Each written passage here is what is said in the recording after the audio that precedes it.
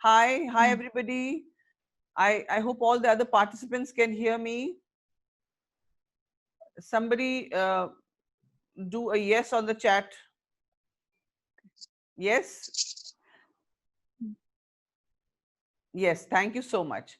So, hi friends, thank you for joining us. I'm extremely sorry about this delay because there was a lot of issues, some problem with the live streaming, though now we're recording this whole program and then we will definitely share it on YouTube. And so I'm going to introduce my panelists. They're highly acclaimed, highly celebrated, and doing so much good work. I'll start with Dr. Anjali Chabaria. She is, of course, a very dear friend, but more than that, Anjali is a leading psychiatrist, a psychotherapist, and now an author of Death is Not the Answer. Understanding Suicide and Ways to Prevent It. That's a book, and it's quite a bestseller. People are, I think it's gone for the second or third printing. And besides that, Anjali also has a center called Mind Temple, which she runs in Mumbai. It's a mental health center which supports the psychiatric, emotional, and behavioral needs of individuals by using a combination of different techniques and viewpoints, which is facilitated by the psychiatrists and psychologists who work together, tailoring the treatment as per the needs of each individual. So it's not one size fits all. It doesn't work that way. She's a she's a trained past life regression therapist, a hypnotist, and introduced innovative treatment modalities with aim of constantly improving patient care. She's also the founder of Golden Citizens Trust, which was statutorily established in 2018. She has been the president of the Bombay Psychiatric Society in 2001, served on the board of the Children's Film Society, is currently a director on the Salam Bombay Foundation. Over the years, she has realized that there is a need to address employees' emotional concerns. With this increasing need to reach out to the corporate, she has launched the Mind Temple Institute of Behavioral Sciences. The Mind Temple Institute of Behavioral Sciences aims at providing ways to strike a balance between the two main dimensions of workplace. Her team of experienced psychologists and HR professionals provide a host of workplace psychological health services with a special focus on prevention. So that is Anjali Chabaria for you. And now, friends, I will introduce a very acclaimed and a hard-working lawyer, advocate, senior counsel, I should say, or I think she doesn't like to be called senior counsel, just advocate. But she is very accomplished in the work that she does. That's Persis Sidhwa. She completed her law degree from Government Law College, Mumbai. She has been an advocate with Majlis Legal Center, a Mumbai-based NGO for the past 10 years. For the past 10 years. At present, she is the project director, legal services at Majlis. She represents women and children in cases relating to domestic violence and sexual abuse. She practices this in Sessions Court, Family Court, and High Court in Mumbai. Persis has been closely involved in setting up the Rahat program at Majlis. Rahat is a survivor support program that provides legal representation and social support to survivors of sexual violence. This program has provided support to more than 1,500 survivors of sexual violence. Rahat has published a research study titled Pursuing This Thing Called Justice, which highlights the socio-economic profile of victims, their vulnerabilities, and the lacuna in the law and legal procedures. Persis, we are going to talk in detail about this. This research has been effective in addressing policy changes and response to survivors of sexual abuse. Persis also takes a keen interest in training and advocacy. She has trained over 5,000 police officers across the country on how to handle cases of domestic and sexual violence. She has also trained judges, prosecutors, medical officers, child welfare committees, and NGOs on laws relating to women and children. She was involved in drafting standard operating procedures to be followed by the Mumbai police while registering and investigating cases of sexual violence. The SOP was approved by the then Commissioner of Police, Mumbai, and released by the then Chief Minister. Persis has co-authored an article titled The Making of a High-Profile Rape Trial, published in the Economic and Political Weekly. The article is an account of the Shakti Mills rape trial. Both the survivors in this case were supported by the Rahat program.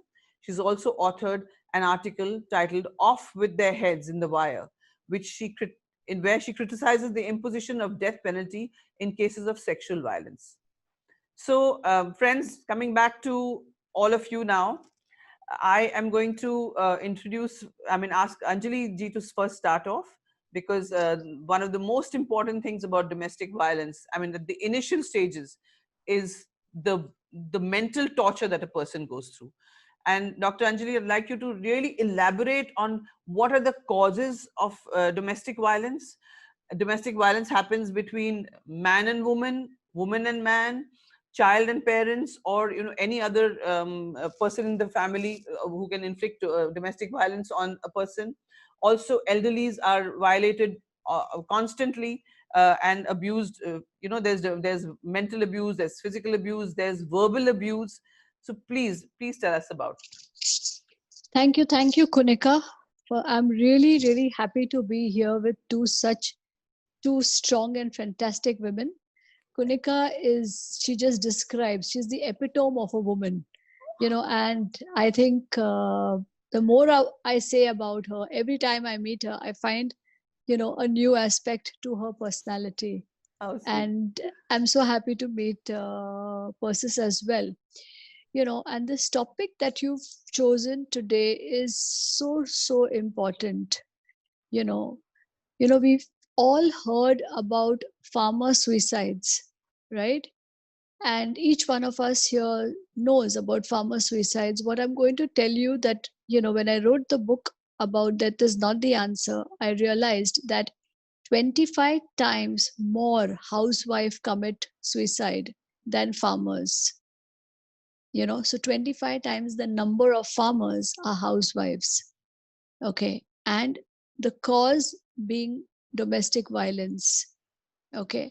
Now, domestic violence, as you have rightly defined, okay, what does it mean? It just means violence happening in the domestic front. Okay. Now, this violence can either be verbal or physical, can be silent, or it can be active aggression or passive aggression. Okay, now let me explain that. So, and also it can be silent aggression. Okay, am I audible? Can I be heard? Yeah. Yes, you Yeah. can be heard. Okay. I don't know where So what? Persis is gone. Yeah. Okay. So actually, what happens in a house is that, of course, there is an abuser and there is a victim, or there are many victims. Okay, or there can be many abusers and one victim. And you can have this permutation combination, going on and on. Okay. Now, why does violence happen? Is it the fault of the person who's inflicting the violence? Is it a fault of the person who's taking the violence? you know Many a times, Persis will tell you that the cops do whatever they can, and only to understand, like, this was another something, which I'm sure our panel would be interested in, and also the people attending the seminar, that if you look at what happens to the victims of rape, a lot of them get married to the rapist, okay, in India.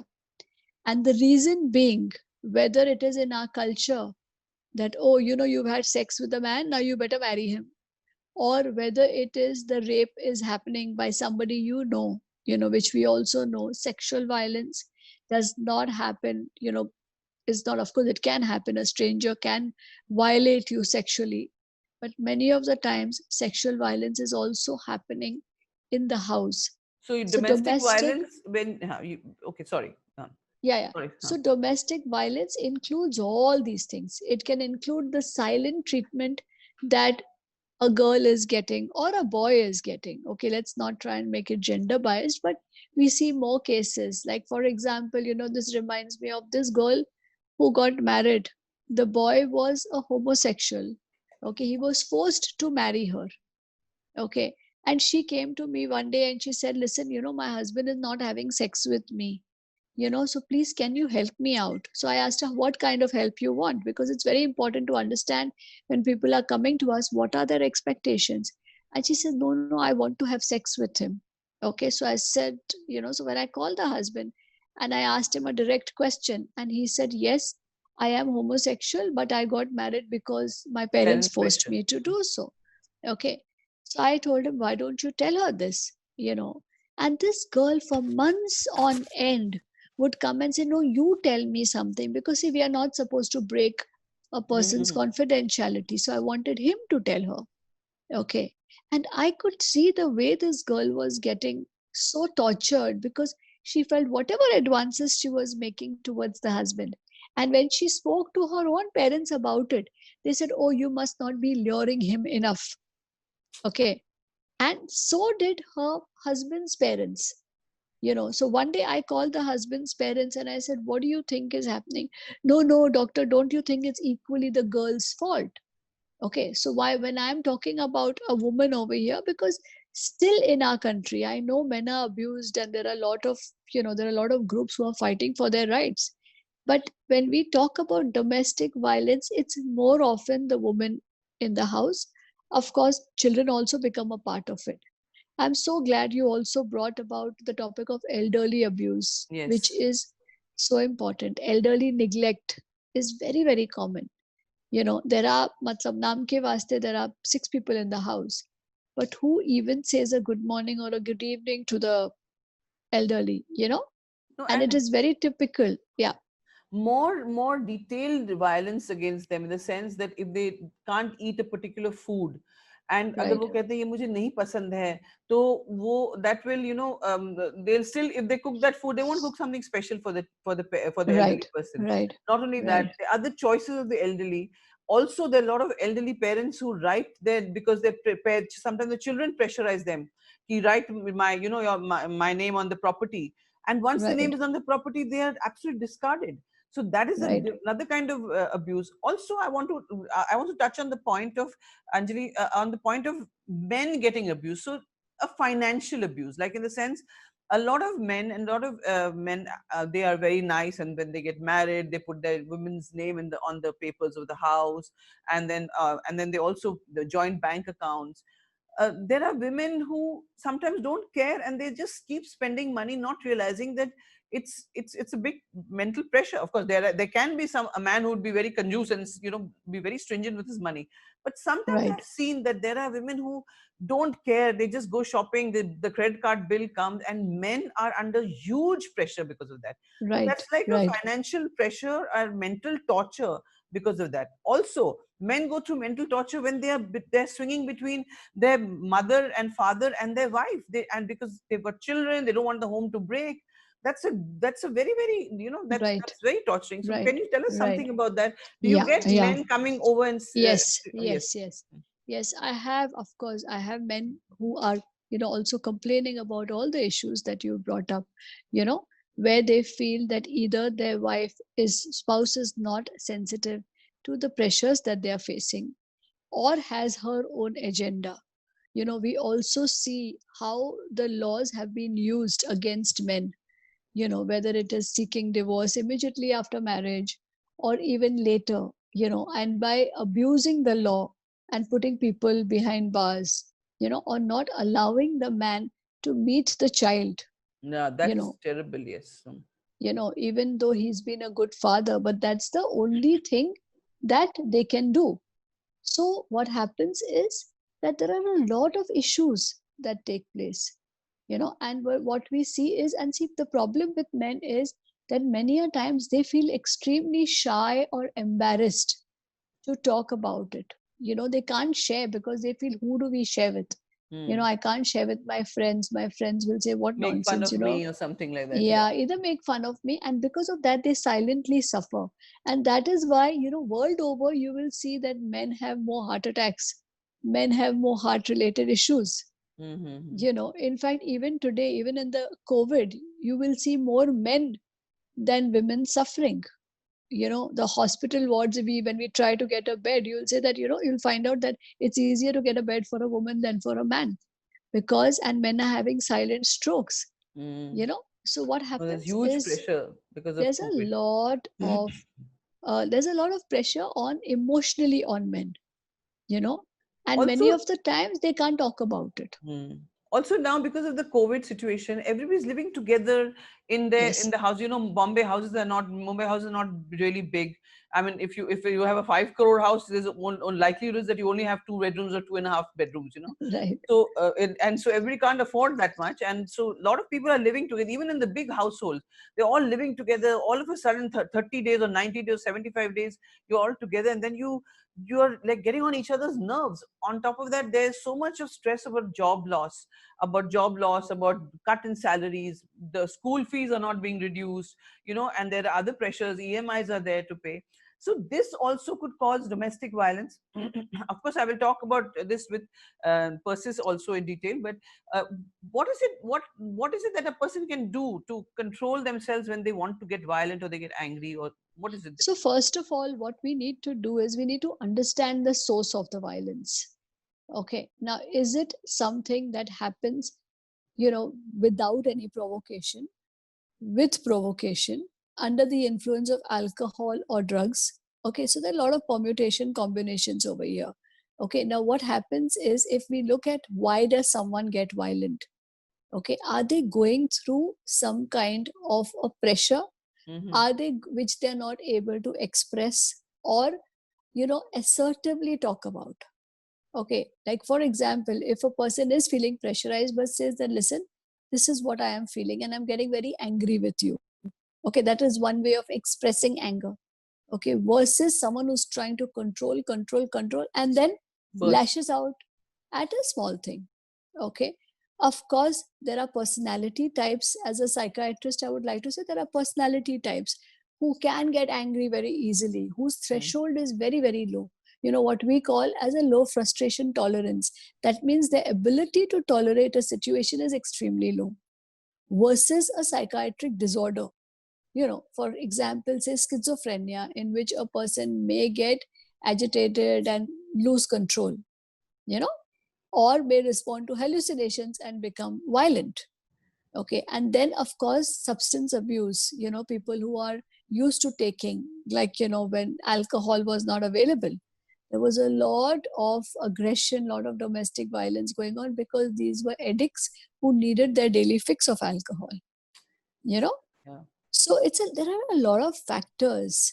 Of course, as you said, the commonest is that when someone is feeling pressurized, okay, and tends to react. Mm. Okay, now of course in every situation there is also some kind of a, it's like an abnormal correlation between the abuser and the abusee.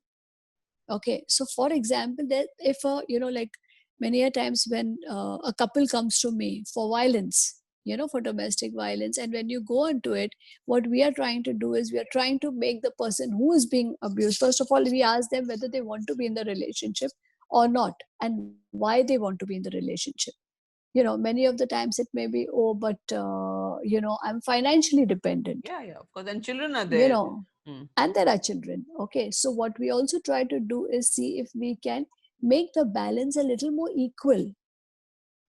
Because sometimes what happens is people who are financially dependent somewhere have believed that they cannot ever become financially independent. Or they've been made you to know believe so. Mm. exactly, Because so the we need abuser will to. also probably work on your psyche. You know, a person who's beating you up Yes, will also work on your yes, psyche. Yeah. Mm. and kill your confidence. Mm-hmm. So normally what they do is they kind of isolate you, and they make you believe that you do not have a self esteem, that you are not good enough for anything. I'm sure Correct. Kunika could add, you know I can add so many things, and not this only, I mean, confident lady over here, I'm sure can add no, how no. she became so confident, So is I'll because get back to you now. I think we uh, should get Persis on. yes. Persis, please. Yes. Can we have your video? I hope you can see you. Our all our participants would love to see you. I think Persis was having some connectivity issues. So now, you know, I think she's coming. She's just sent me a message that she's having some connectivity issues. She'll come back, or maybe she'll just come back with her with just on her on audio, I suppose.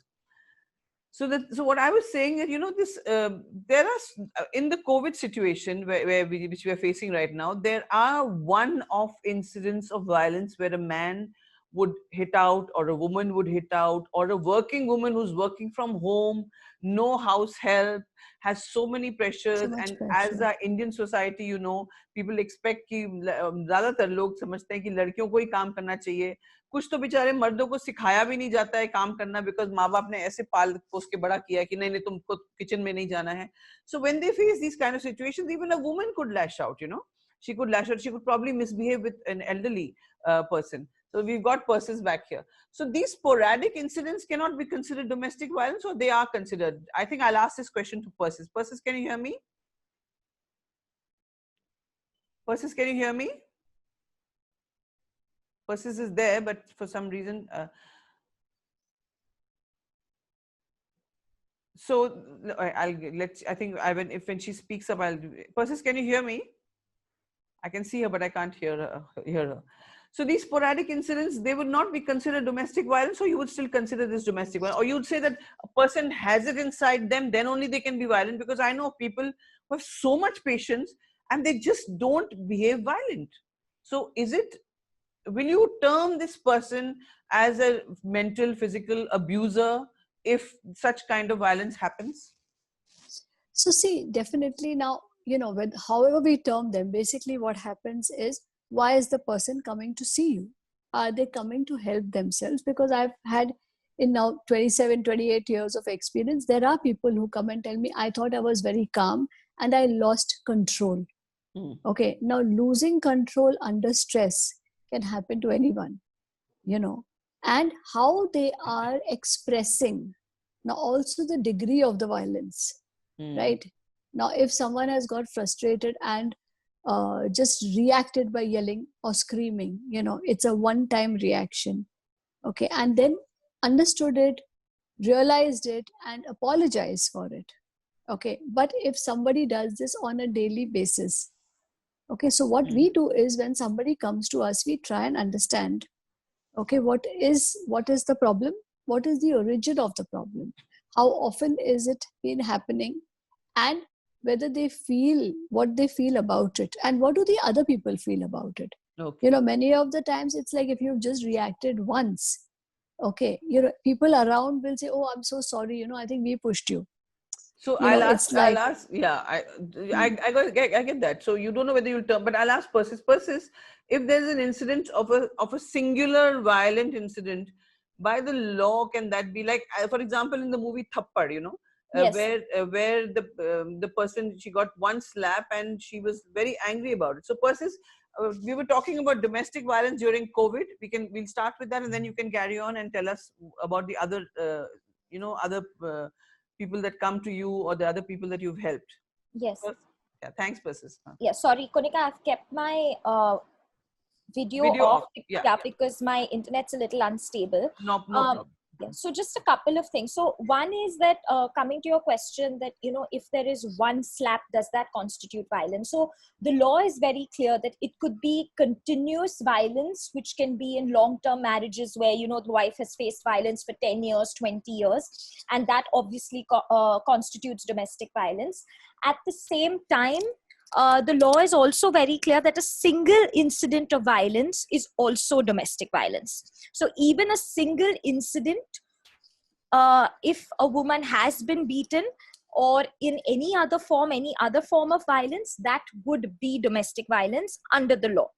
Now, at an emotional level, and when we speak to women, we understand that different women have different thresholds. So we get cases from women who faced violence for 10 years, 20 years, and then, they decided that, no, now I have to take a step forward. Or all these years they kept quiet because they were financially dependent, because of society, because of their children. Now their children have grown up. For whatever reasons, they've decided now to take a step. But I've had cases where women have come to me within 6 months of marriage, within 3 months of marriage, and say that I have been violated. I have faced physical abuse. I have faced mental abuse. And I feel, and this is what I constantly reiterate when I speak to people, is that who are we to judge, right? So different women reach a stage where they want to complain at different points of time. So that could be 6 months, or that could be 6 years. And the that law and the recognizes law supports it anytime. absolutely, Absolutely. absolutely, So absolutely. what happens about men who get violated? There's a lot of cold treatment. The women don't talk. There are some women who do not allow the men to have sex. I mean, they'll not allow their husband sex, and that's also like a mental torture. They'll just, just not put out. They'll say sorry. And Absolutely. if you don't buy something that they want, they'll punish you by not talking to you. That's a huge, kind of violence that a man also faces, and Right. or an earning member of the family faces with other Correct. people also. So Correct. what about that? Do you get those kind of complaints, or do men not talk about it, or is it just something that they feel, oh, uska kya ho sakta hai? What is the situation in that is concerned? Correct. So at Majlis, we are a legal center for women. So we handle cases of women and children. But as far as men are concerned, I think the important thing to understand is that when we use the term domestic violence, especially from a legal perspective, the term domestic violence, it's a gender-based violence. So the Domestic Violence Act covers women who are in relationships where they have been violated. So you could be a wife who faces domestic violence from your husband. You could be a sister who faces domestic violence from your brother. You could be a daughter who faces domestic violence from her father. So all domestic relationships are covered under the Domestic Violence Act. But if you see the title of the act itself, it's self-explanatory. It says the Protection of Women from Domestic Violence Act. So the law recognizes domestic violence as a gender-based violence. Okay. Now, if a man, on the other hand, says that my wife hit me, or says that, my wife denies, refuses to have physical relations with me, or whatever grievances that he has, right? He always has the option under the law to file for divorce. Because divorce on the ground of cruelty is physical and mental cruelty. And as we know, divorce can be filed by husband or by wife. And at the same time, if he has, say, faced any form of physical violence, the Indian Penal Code has a list of offenses for which he can go and he can file an FIR. For example? So for example, if a woman has been, say a wife has been beaten by her husband, she may choose to go under the Domestic Violence Act, right? Yes. But the Domestic Violence Act is civil in nature, right? So the Domestic Violence Act will provide her protection from the violence. It will provide her a right to residence. It will provide her maintenance. It will provide her custody rights. It will provide her compensation, and it will provide her monetary reliefs. Now, all these rights and all these reliefs that are available to her are civil in nature. And most of the women who come to us when they face violence, their needs are specifically that. I want to be protected against the violence. I need maintenance. I need a roof over my head, or I'm constantly threatened that I will be thrown out of my matrimonial home. So in that sense, the Domestic Violence Act really comes to the rescue of these women because it provides them these reliefs, right? Okay. But on the other hand, if she wants to file a criminal case against her husband, then there is a specific section under the IPC, which is 498A. Right?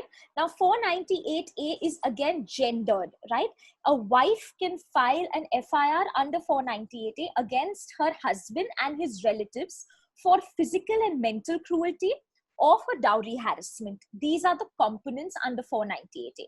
Now, coming to your question, that what if a husband says that my wife, okay, has beaten me, has tortured me physically, then of course, definitely he can file for divorce. But if he chooses to file an FIR, he can file an FIR under regular sections of the law, which would be 323, 324. Okay.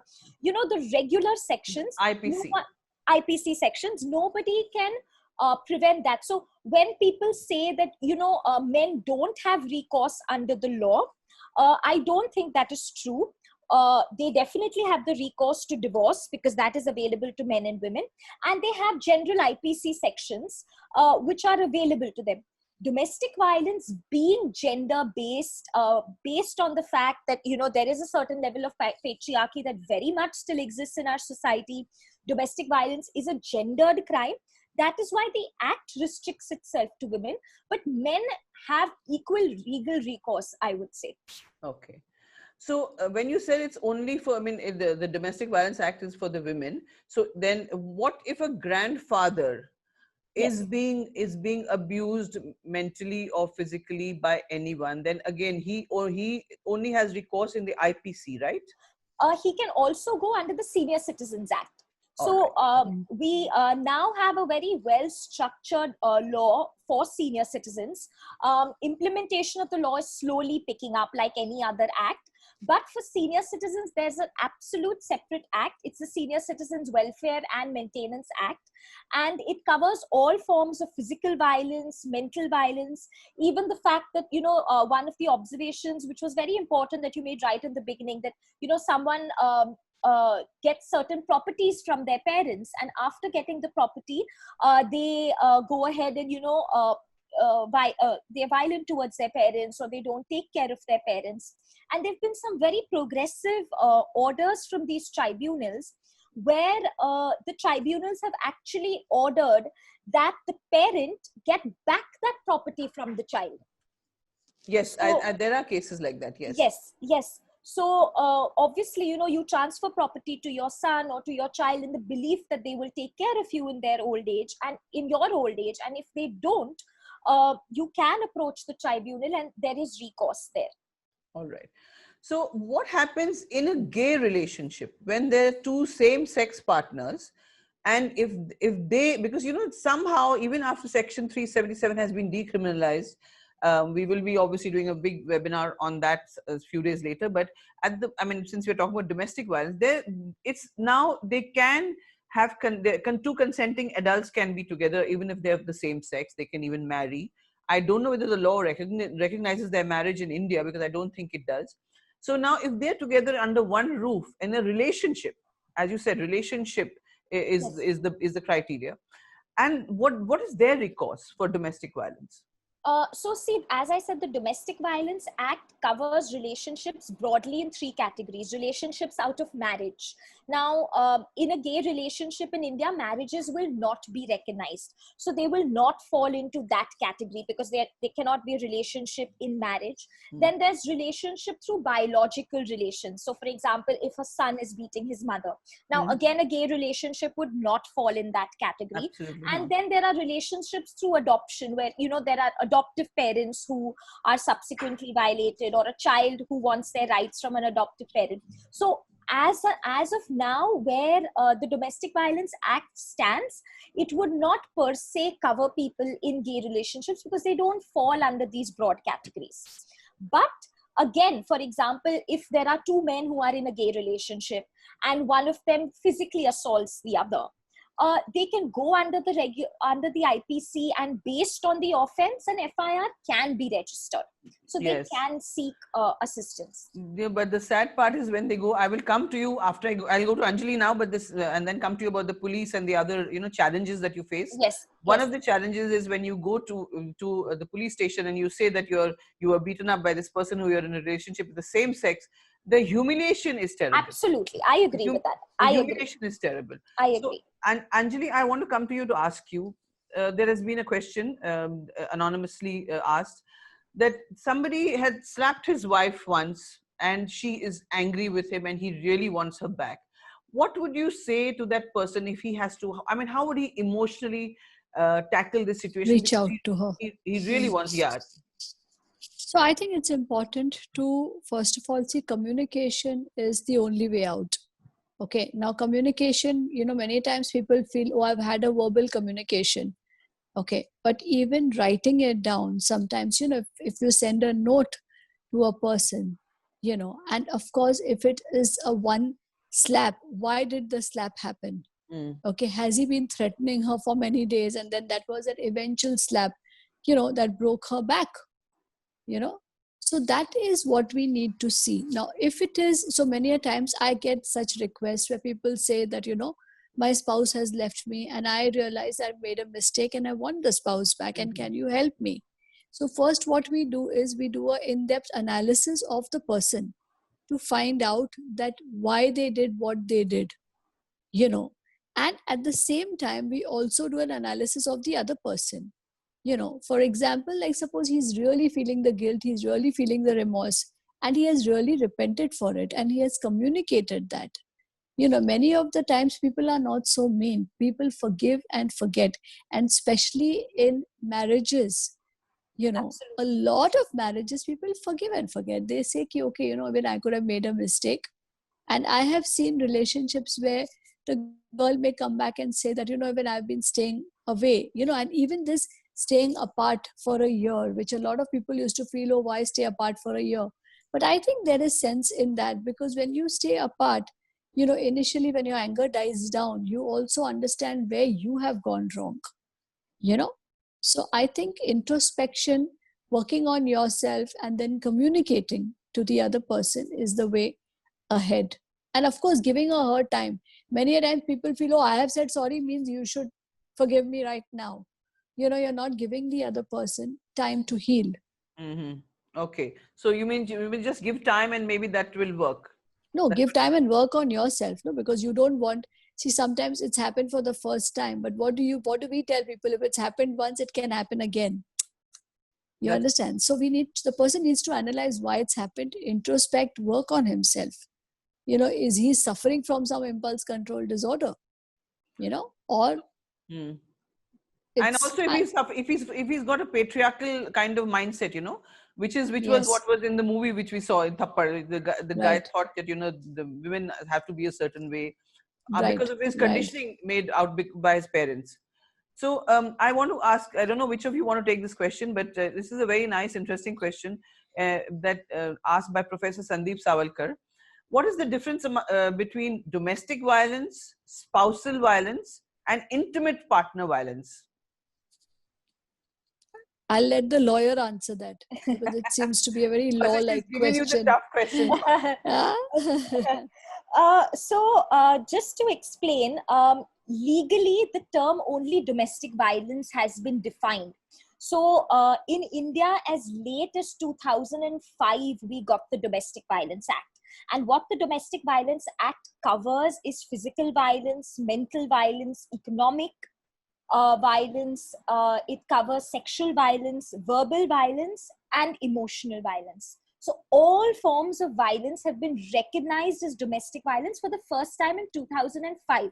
So before 2005, there was no law or no statute that even used the word domestic violence, right? Now, as far as spousal violence is concerned and intimate partner violence is concerned, that's the situation now. There is legally no law that you will find the term intimate partner violence or spousal violence. As I said, since domestic violence is a gendered crime, when the violence takes place on a woman, the term domestic violence is used. I've seen people use the term intimate partner violence or spousal violence more. Intimate partner violence may be used when they are not married in the strict sense of the term. Okay. And spousal violence is often used, or family violence. I've often seen people when they want to explain that a man is facing some sort of violent situation in the family. So, Okay. but these are terms that are used generally without any legal basis per se. All right. So, why is there no law for mental assault? It is domestic violence. Please answer, doctor and advocate, whichever one of you want to answer this. Why is that? I think the law part should be Persis should answer. And domestic violence, as I said, mental assault is also a huge form of violence. So then Anjali can follow up with the answer after that. So, as I said, domestic violence, the definition of domestic violence under the Domestic Violence Act covers mental violence. We always think of domestic violence as physical violence, but there's physical violence, there's mental violence, there's economic, there's sexual, there's verbal, there's emotional. All these are covered under the definition of domestic violence. So, can you give us examples, Persis, of what is the kind of mental violence that you have had, you had to encounter or fight a case for somebody? Sure. Where there was no hand raising, no beating, no physical hurt, only mental violence. Right. So mental violence, mental, verbal, and emotional, these three kinds of violence are integrated, I've noticed. So there are a lot of cases where there are, and you will be surprised it still exists even today, where a woman, if she's unable to give birth, If she's giving birth constantly, if she's given birth to a girl, that would amount to mental violence. Cases where, they are constantly rebuked for the way they look, for the way they dress, for the way they behave. Foul language. A lot of people just tend to use foul language all the time. So these are the most common types of mental violence. And of course, deprivation of money is very common. So that would be economic violence, but also it has an impact on the mental health of the woman if she has to beg for every rupee.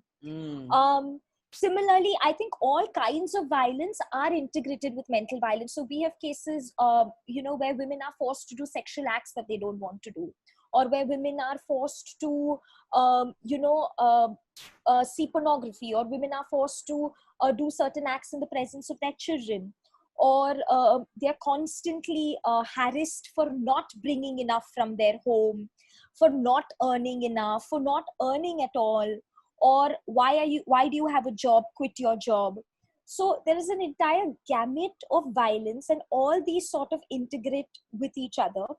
But I think what we used to perceive as violence that may have happened 20 years ago still exists very much now. And it's across all classes of society. It's not a class issue. It happens across class. Oh, yes, yes. I know some of my high profile friends who get beaten up either by their wife or they beat their wives up. And some of them even beat their children so badly after they've, under the influence of alcohol or these high profile drugs. So that is a constant. Anjali, I'd like you to just answer that, and then I'll go to Persis again, because about the mental violence, what is it that, So I would also add two things which, which just add to what Persis has said. See, emotional neglect. Okay, that is also something very, very important that we see. A person is the other person behaves that you don't exist, and that itself can eat up your self-esteem, and of course, as she said about, not giving you something that you need. So even if a wife is coming and saying, the children's fees need to be paid. Okay, now that's an assumed duty because the man is earning money, right? And, there's constant harassment about that. Okay, or, just to add one more thing, a lot of working women, who've also kind of, in spite of all the problems, they've managed to achieve something. And they are fulfilling all the roles, and how they get abused and how they get, it's like the minute, suppose I have to sit down and do this meeting, just at that time, somebody will come and tell me, oh, but you haven't cooked dinner. Okay, but I have cooked the dinner. No, but I need you to serve me a snack right now. So it's like constantly putting, not allowing you to grow. And on the face of it, so what happens is, there's a lot of games which are played, that, on the face of it, I'll say, of course, you're allowed to do whatever you want. But actually, every time you want to move ahead, and I have seen that happening to so many women in India, when they are just... Even men, I feel, if they've got a better job, their wives will just, throw a tantrum, oh, kya ho jayega, because they don't want their and they don't want to go. Yes. Some of the men also suffer that. So yes. Actually, violence is gender neutral, according to me. No, violence is gender neutral. We were just talking about women, so I was going there. And again, even age. Like I remember one 70-year-old once came to me and said, I want to start earning money. Okay. And I looked at her and I said, why? She says, it's my 50th anniversary in a few days. And the other day, my husband called a friend of his for tea. And, so I said, listen, it's the 30th of the month. Can I get some money? Because I want to serve your husband some snacks with the tea. And he threw a 50 rupee note on me and said, first learn to earn money, Okay. And the good part was that, within 1 or 2 sessions, she started earning money at the age of 70. Oh, nice. So I think it's every house has different stories, and it's Persis, it's so sad to see the world, how cruel people are becoming. We just openly criticize people. We just write any rubbish on the internet or on people's chats, and we just, even when we have to say something to somebody, we don't think that Correct. what my words are going to do to affect that person, how it's going to affect them. So there's a question here, Persis, a legal point of view, that Yes. if I know that one of my neighbors is getting beaten up regularly, I hear the sounds, I hear the screams. How do I go and help the person, and how do I report it? Please give me what is the process? Right. So, one important thing is that, of course, if any woman is in a situation where she's at grave risk, at any point of time, you have to, rescue her or assist her. The police helpline on 100 and 103, if you're based in Bombay, then the 103 helpline also would offer her immediate relief. In Bombay, and I can speak for Bombay because, we work here, the helpline is pretty effective, and there will be a police van that will come and assist her and rescue her. So if there is any immediate need, especially if it's life-threatening, physical violence, then 100, 103 helpline would be my immediate advice to give anyone who you need to help. Now, besides that, if the woman needs to take this forward legally, then of course she has the option to always go in for a divorce if she wants. But the fact remains that most women don't want a divorce. Exactly. What if she doesn't want you to go to the police? So then she doesn't want a divorce. Then the Domestic Violence Act comes into play. And that is why the Domestic Violence Act is so unique. And I'll just take a minute to explain why I find it so unique, for two reasons. One is that it has nothing to do with divorce. So you can be living in the same house, right? And you can file a case under the Domestic Violence Act for protection, residence, maintenance, and everything. It is in no way connected to a divorce case. So when women say, "Oh, I don't want a divorce, and I only want to seek my rights," domestic violence is the way ahead. On the other hand, what also tends to happen is women don't have the recourse to go legally and file a case. So, for example, affording an advocate is not easy, right? Again, the Domestic Violence Act comes into play because the Domestic Violence Act has set up a provision where there is a protection officer. So this protection officer can be approached by any woman, irrespective of her income, irrespective of her earnings and financial status. And she doesn't have to hire a lawyer for that. No, she doesn't have to hire a lawyer. So she can approach this protection officer. And in Maharashtra, we have a protection officer for every taluka, right? So there are a lot of protection officers. You have a protection officer at taluka level. You approach the protection officer. He fills a form, which is a DIR, a domestic incidents report. So you don't have to file a lengthy petition, which you would need to file in a divorce case or another civil case. It's a form that is filled by this protection officer and then submitted to the court. And her case begins. Okay. And then at that point of time, after the protection officer submits the form in court and the case begins, she has the option, of course, of hiring a lawyer if she wants. But if she doesn't have the financial capacity to do so, she can opt for a free legal aid lawyer. That is a lawyer appointed by the state. By the state. Yes. So, which is why I feel the Domestic Violence Act is uniquely placed, because on one hand, it gives her easier access to the courts and the law. And on the other hand, she doesn't have to go in for divorce. She can continue to stay in the matrimonial home and she can claim her rightful position in the home. And again, matrimonial home, but it could also be, a mother situation or a sister situation, because as I said, the Domestic Violence Act covers women in all domestic relationships. So now once she goes and files, there are a lot of women who don't want the police coming in. They just say, "Madam, aap samjhao," because I work in the grassroots level sometimes. Correct. Especially the slums, the आजू-बाजू में सुनाई देता है, मगर वो जाते नहीं help करने के लिए, and the woman keeps getting beaten up. So some of them most of them don't want to go to the police station because they don't know where to go. If they go to the police station, after that the husband will not let them in. Similarly, in a similar situation, if you file a DIR with the protection officer, Oh, where does the woman go between the time the DIR is filed and the time that it goes to court? Because the biggest thing that stops them is that where do I go? The homes for women or for abandoned women or for, distressed women are not even up to the mark. They're not even safe, or, and you don't want to leave your children. You can't take your children with you, and the financial, issues are there. So what happens to that? So when the DIR is filed, Kunika, the husband will not know that the DIR is filed. Once the DIR is submitted in the court, then he will receive a summons from court and know that she has actually filed this case.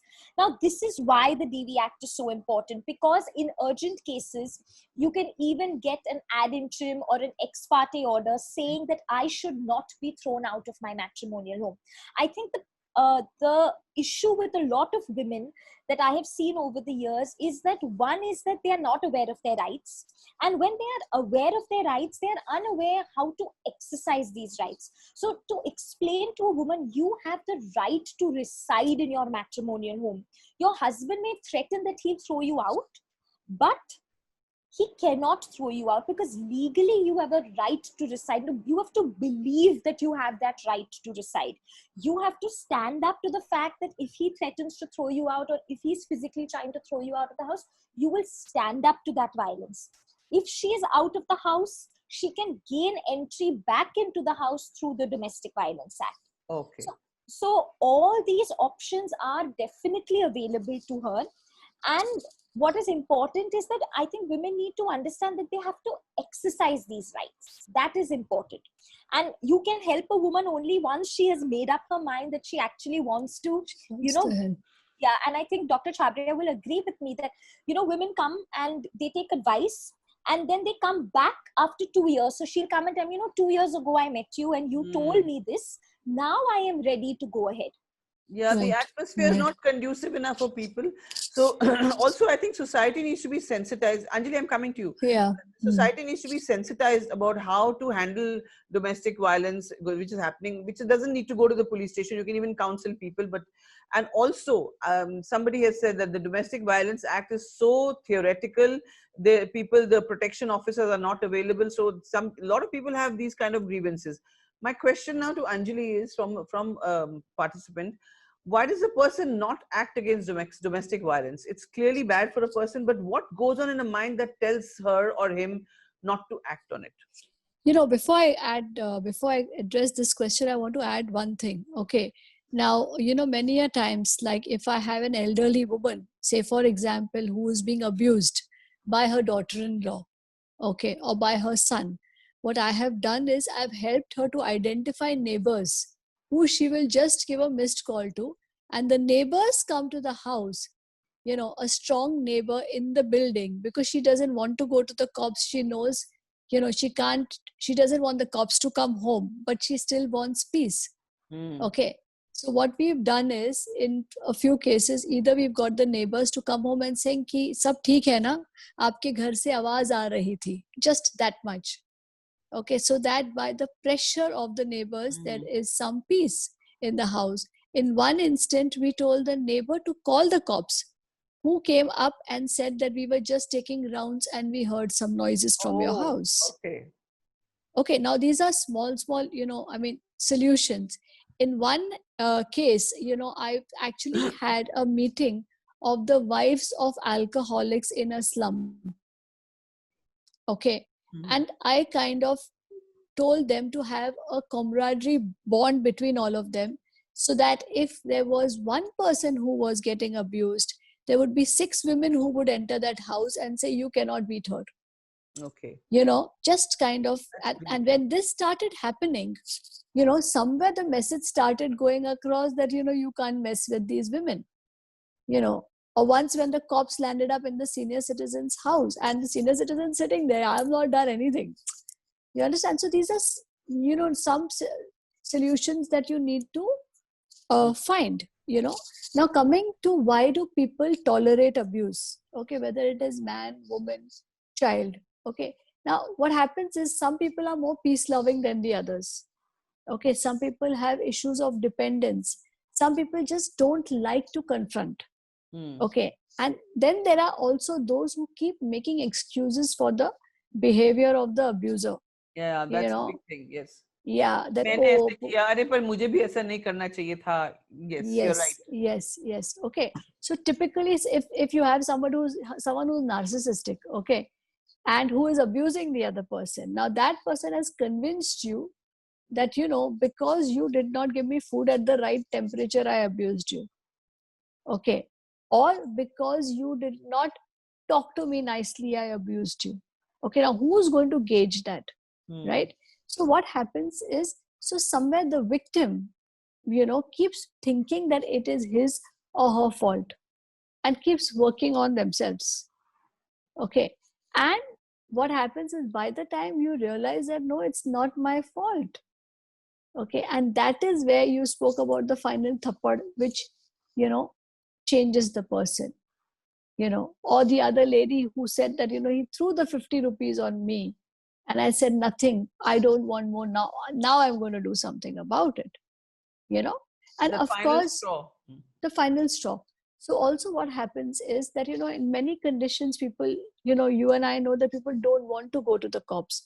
They want to stay in the relationship, and yet they want to work on the abuse. Okay. And that is when I help them to do that by saying, okay, just say one thing. I am not going to be hit in this house again, or I am not going to tolerate this. Just take one behavior, because normally the person who's bullying you, actually the big bully, is actually very scared, you know. True, But yeah. we don't know that, you know. So somewhere, and because people also continue to take abuse because, you know, they feel, अरे छोड़ना, who wants to get, ये कल ठीक हो जाएगा या ठीक हो जाएगी, you know. That's true, yeah. And then you keep on tolerating it, and you keep on taking Yes, that nonsense, and then yes, slowly it yes, becomes part of your personality. yes. You know, you And start accepting that यही तरीका है जीने का, यही करना पड़ेगा, यही yes, बर्दाश्त करना yes. पड़ेगा. Yeah. You know, I had one lady whose daughter, when the daughter turned 12, okay, told her mother that if you don't get out now, you know, I will not respect you. And that's when she decided to get out of the marriage, Wow. Mm. you know. So sometimes you think you're tolerating it for the kids, whatever, whoever, guy, girl, whoever. Mm. And it's that, you know, the children turn around and say, well, why are you tolerating all this? That's something even we've experienced a lot. Persis, what Yes. would you say about child domestic violence against children in the homes? What would you categorize that? And I know you deal with women, domestic violence against women, but I mean, as a acclaimed lawyer, and you know, you're so much into this whole thing. What would you term as child domestic violence against children? Right. So, Kunika, we also work very closely with children, and in most cases that you will find where the mother is facing domestic violence, the child is also facing violence. So that violence would be, even seeing your father slap your mother is violence for the child, right? Or, you know, your father is depriving the mother of school fees, or, you know, is verbally abusing your mother. So that in itself would constitute economic violence on the child. It would constitute verbal violence on the child. So when a child is growing up in a family where there is violence, that would definitely be categorized as violence against that child. Also, you have a very specific act which deals with child sexual abuse. So that is the Protection of Children from POCSO. Sexual Offences Act, the POCSO Act. So the POCSO Act specifically deals with sexual abuse, but a child facing domestic violence can file a case even under the Domestic Violence Act, as in the guardian will file the case on behalf of the child. So in many cases where, you know, we file on behalf of the mother, the child is also a party, because you're claiming maintenance for the child, protection for the child, and all of that. So it can be clubbed. I mean, the child will get redressal by the law if under the same petition. Okay. Yes. Yes. So, Anjali, what is your experience with child domestic violence against children? So see, definitely it affects their personality a lot. Okay, and these children may either get aggressive themselves with other people, okay, or they may become silent and they get depressive, they get anxious, they may have behavior issues, they may have scholastic issues, you know. And so of course and many a times, when people feel that, oh, and suddenly you see them react in some way, either with aggression or with depression or with, just a silent, a suicidal attempt. And sometimes that is, many a times whenever a child is brought to us, we don't look at only the child, we look at the environment to figure out what has been happening.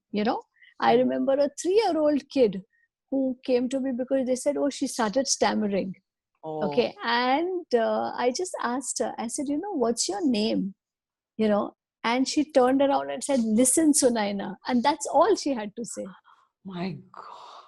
That's all she had to say, And I looked at the parents, and many a time, see, when a child is going through violence, we also need to understand that one of the parents may be in depression.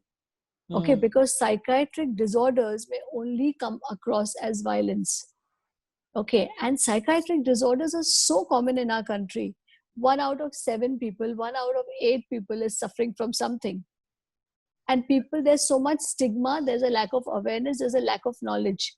So many a times, all I have to do is treat the person who's suffering, whether it is a person who's suffering from depression or aggression, which is, schizophrenia, okay, or paranoia, suspicion. Suspicion leads to so much violence. Okay, if a woman is suspicious about her husband, whoever he is talking to, okay, I've had the most successful men come and cry in front of me and saying, I can't do anything because if I tell her something, she will say that I'm going to throw the child out of the window. If you talk to your mother, I will throw the child out. Oh God. And I say, she is suffering from a psychiatric disorder, but she will never come to you. But she will never take medicine because there's so much stigma. Stigma, yeah. So, Persis, I want to come to you, and I think we will after this. You can give your closing comments also, and then we'll go to Anjali for her closing comments. But before we close, I just want to ask you: in this COVID situation, you must have faced a lot of people coming with domestic violence complaints. First, that's one question. The second question is, what are the challenges that people face when they go to report? Because as some of our anonymous messages that I've got here, is that they've been to the police station, the social protection officer is absolutely doesn't care. The system is so unfriendly. So just tell me what is the challenges that you face, and secondly, what is the situation with COVID, and what do you think that is the kind of recourse that we can go to? Monica, I'll take your second question first. So I think as far as the system is concerned, people will have a mixed response, right? Because the system is you and me. It's the protection officers, the police, the judges, they're like you and me. Sometimes, some of them may react very positively, and women have had very good experiences with the system. And then there are those who've not had good experiences at all with the system. So I would say approaching the system would be a mixed bag. But one thing that I do want to point out is that what tends to happen is that the media, and generally when we talk, we always tend to highlight the negative cases, right? So women who didn't get justice, women who spent 10 years in court, right? But for every case that a woman didn't have a pleasant experience, there are also cases where women have got justice, where the court system, where the police have been responsive towards them. And very often I realize that it's because of this negative perception that is there. Women don't want to ask for their rights. Women don't want to seek redressal. So they will say, no, my case will take 10 years, so I might as well continue facing the violence. And, it is, and I think that we need to kind of work towards that even though we must hold the system accountable, and that's a very important role that we play at Majlis, is constantly holding the system accountable when they do not act accordingly. At the same time, when women have positive experiences, we need to put those out there so that women who are suffering will access. Otherwise, what tends to happen is we have laws. We have the Protection of Women from Domestic Violence Act. We have other laws for children, for women, but the access is so less. And it's that fear in the system that leads to this. Hmm. As far as protection officers are concerned, police is concerned, yes, there has been a mixed response. But at least what we constantly attempt to do is, whenever there has been an experience where a police officer has not acted or where a protection officer has not acted, we always try to bring that to the notice of senior functionaries. So if a woman goes to a police station and the duty officer does not register an NC, does not register an FIR, how do you take that to a senior functionary, a DCP, a joint CP, to say, this is what happened, kindly redress it? And in bringing about these implementational issues, we have found more and more success. Also, sometimes the police are just not aware of the law. So train them, let them build their skills, build their capacity, build their sensitivity. It has to be, a symbiotic relationship. We can't constantly, blame the system. We need to kind of work with the system to make it accountable. So that would be one. As far as COVID is concerned, Kunika, there's definitely a lot of cases that are happening. But I would say it is only after things stabilize and the lockdown completely ends will we know the gravity of this situation. All organizations that work in the field are unable to do the outreach and the field work that they were doing earlier. So right now what is happening, like Majlis is running a helpline during COVID. A lot of organizations, a lot of mental health professionals are running helplines, and a lot of statutory bodies, like including the NCW, is running a helpline. But I think women who have access to helplines, to email, to text-based counseling are much fewer than women who don't have access. Even the helpline has very limited sort of outreach, because if you're constantly at home with the perpetrator, he's constantly hovering around you. How are you going to get onto a call and speak to someone about what is happening? So despite all of this, there are so many cases, but I am sure this is just the tip of the iceberg. Once things tend to stabilize, we will be able to understand the gravity. Whether it is child sexual abuse, whether it is domestic violence, the gravity will be known to us post-COVID. Okay. Yeah, also courts are not functioning, so people know that, and also the lawyers are not obviously all the time available because a lot of people are not going to offices. So even if there are, you can probably just counsel them on the phone or something like that, Absolutely. And I think the courts need to step up. The courts need to step up, because if this was a situation for 1 month or 2 months, it would have been okay.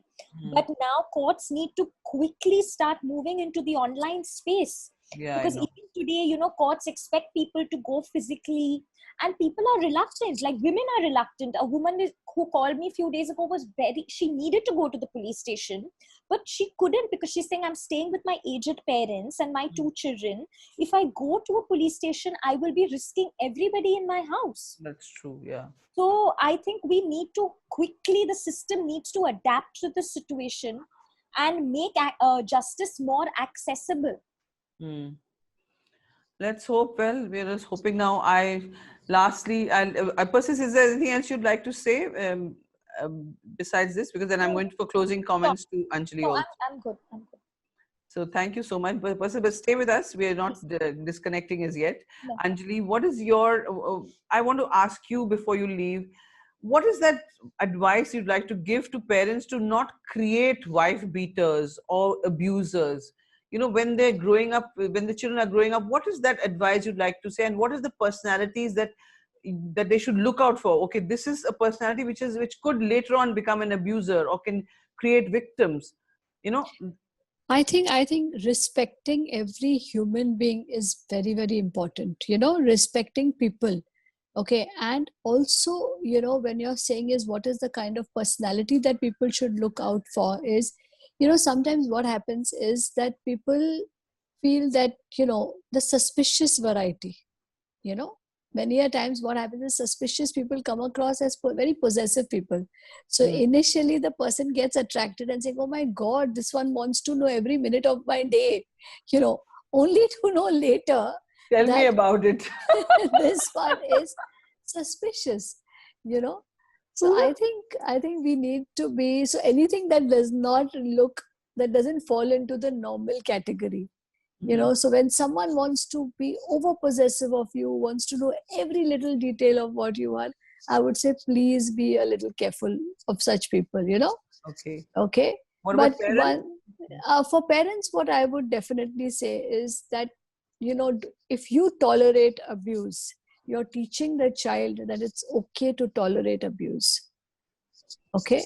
If you are abusing someone also, you know, somewhere you're also teaching the child it's okay to abuse. You know, so I think it's very important that people, if you are an abuser or a victim, please take help. Take help from, you know, take help from mental health experts. Okay, to first find out, is there a psychiatric disorder the person is suffering from? Is there a disorder you're suffering from? You know, if I'm suffering from depression, I'll say it's okay, everybody come and abuse me. You know, I'll keep crying. You know, I'll be the victim. Okay, till I get out of depression and say, what nonsense, I didn't need to take all that rubbish. Yes. You know, so I think it's very important to pay attention to mental health. Yes, know? and I think basically you have to instill that confidence into everyone to respect themselves, love themselves. Yes, A lot yes. of our mothers are always telling the boy, making the boy feel the sense of entitlement, and the girl feeling that nahi nahi, to kya hua, bhaiya ne aisa kiya to, you know. Yes, That I think needs yes. to also stop. And of course, Persis, you've seen lots of things are changing in the scenario where society is concerned, where law is concerned, and things are definitely moving ahead. And you know, with also the amendments of the Sexual Violence Act, the POCSO Act, a lot of other, you know, domestic violence also. There is a abuse also that people have been reporting abuse of the Domestic Violence Act, but those are a few cases, and I think those should not be the example. Am I right, Persis? Yes, Kunika, I think that's a very important thing that, you know, I always feel that every story has two sides, right? So if someone listens to the story from the wife's perspective and someone listens to the story from the husband's perspective, and people talk about abuse of the Domestic Violence Act, people talk about the abuse of 498A. And as a lawyer, I always say that when can you say that someone has misused the law? Now, in court, you have to prove your case based on evidence. If you don't have evidence, the court will decide, okay, it's a criminal case, you've not been able to prove your case, right? But that does not mean that it is a false case. And I think that is something that, you know, we need to change the narrative of. So 498A, everyone says, oh, conviction rates are only 2% or only 3%, and therefore they are false cases. And there's a lot of information in the media about 498A being misused. And to that I say, 498 is a criminal case. You need to prove the violence beyond reasonable doubt. Domestic violence happens within the four walls of a house, in a matrimonial home. You are not going to have any witnesses because they'll be from the husband's side. So to kind of prove this case beyond reasonable doubt will be very difficult. And that is why you have only 3 or 4% of cases being convicted, right? On the other hand, I have never come across a case where at the end of the case, the judge has said that the woman has filed a false case. Yes, there are cases where the woman has not been able to prove her case, or the court has said that the police has arrested the husband in haste. But that has nothing to do with the woman. If the police arrest the husband in haste, blame the police, right?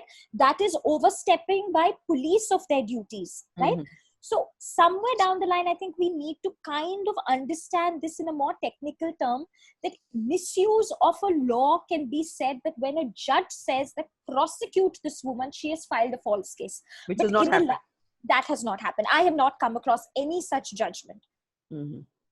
But they have put their in-laws into you know, put into custody.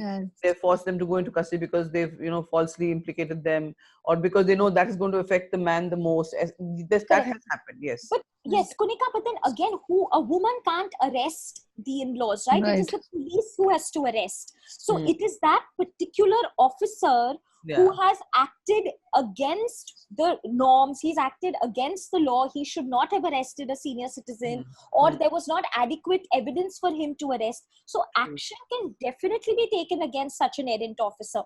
That cannot, you know, you cannot pass that or shift that blame to the woman. That is a technicality I think we need to kind of reflect upon. Okay, last question, because I'm getting so many questions. I don't want to leave them unanswered. When a person has, is been sort of put under domestic violence, he's been put behind bars, or he has been convicted, then does the court insist on psychiatric evaluation in the treatment? I mean, do they go through that kind of treatment?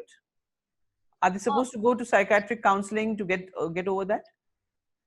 So again, Kunika, when a woman approaches under the Domestic Violence Act, the husband will not go to jail. So under the Domestic Violence Act, as I said, it will be civil. She will get maintenance, she will get protection, residence, she gets civil reliefs. Only if a woman chooses to file an FIR against him under 498A, then that could result in a jail term. Unfortunately, and I'm sure Dr. Chhabria will be able to expand on this better, our legal system doesn't understand the importance of mental health and doesn't understand how effective and what a long way that can go in rehabilitation of a person. And I think that is, where the problem lies, and that is something that we need to address. Even juveniles, right? Underage children who commit crimes, people say hang them, people say send them to jail, but that's not the solution. The society has created those criminals. Absolutely, right? So you need to address, if a 16-year-old is committing an offense of rape, you need to address it as a mental health issue.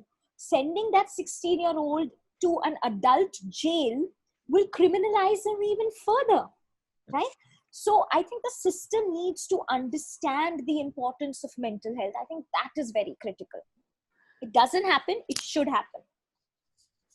Anjali, you want to say something? Or Yeah, I think, she's probably worded all that pretty well. So I think, we need to understand that where is the violence coming from? Yes, we do not need to tolerate violence. We need to see, there's a very simple thing I tell a person when, someone comes to me. I say, okay, if I've not seen the person, I tell them to find out. I said, is this a sad man? Is this a bad man? Is this a madman? You understand? So, for example, sad man. Yeah. Sorry. So when you understand, so someone says, no, bad man means that from a personality point of view, this is what he or she has been doing all their life.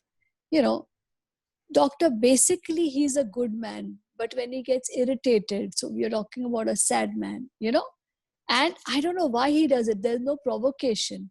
Okay, now I'm using the term mad over here, which I don't like to use, but at the same time to explain to people that yes, this is probably a thought disorder where the person has no control and there's no reaction. There's no reason why he's hitting out. And these people can be very easily treated by medication, So once we get them to take medication, things improve, families improve, relationships improve, children improve, So I think, we should not leave any case of violence or unhappiness. Let's look at, I think COVID has taught us one thing, that yes, we must be happy and we can be happy in our houses. In whatever conditions.